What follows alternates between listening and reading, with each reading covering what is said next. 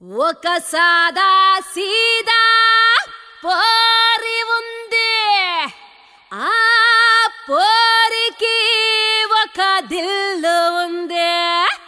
అరే ఒక్కలికి ఒక దిల్ కాకుంటే రెండు మూడు ఉంటాయా? సప్పుడు చేయకుండా చెప్పేది వినవా. దాని బర్త్ డేట్ 3, దాని బర్త్ మంత్ 3, దాని roll number, room number, bench number, berth number, lucky number 3.